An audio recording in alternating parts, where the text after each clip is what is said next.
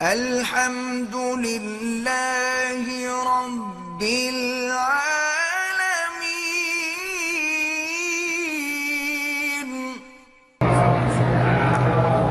کہتا جی کہ اونٹنی کا دودھ جو ہے اس سے گھی جو ہے نہیں نکلتا، تو ان سے پوچھو جن کے اونٹ ہیں، مجھے کیا پتا۔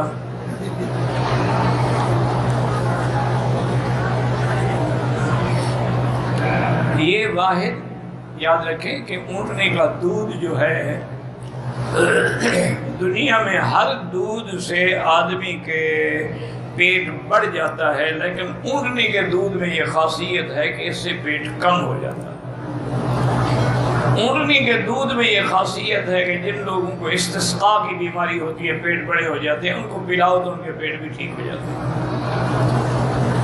اور یہی خاصیت جو ہے وہ اونٹنی کے پیشاب کے اندر بھی ہے۔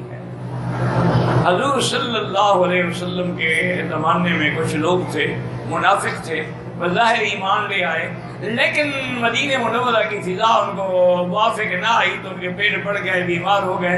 تو تم نے فرمایا کہ ان کو باہر مدینے سے دور جہاں بیت المال کے اونٹ ہیں وہیں چھوڑ دو، اور فرمایا اشربوا من البانها وابوالها، تم اس کا دودھ بھی پیو اور پیشاب بھی پیو، تو اس سے وہ ٹھیک ہو گئے۔ اس لیے امام احمد بن حنبل رحمۃ اللہ علیہ کے نزدیک بول ما یوکل لحمہ جو ہے وہ حلال ہے، لیکن امام ابو حنیفہ رحمۃ اللہ علیہ فرماتے ہیں کہ وہ تو عذر تھا، معذور تھے، بیمار تھے، اس کا علاج یہی تھا۔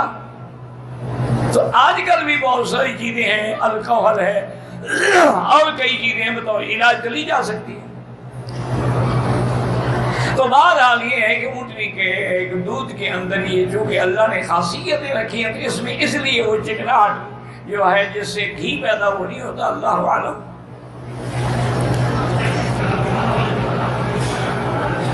کہتے جی کہ پاکستان میں امید رہتی تھی، ڈر نہیں لگتا تھا، لیکن یہاں آنے کے بعد ڈر بھی لگتا ہے، تو اب ایمان مکمل ہوا نا۔ صرف رحمت کی امید ہو اور خوف نہ ہو تو ایمان تو نہ ہوا۔ الایمان بین الخوف والرجاء، ڈر بھی ہو اور رحمت کی امید بھی ہو۔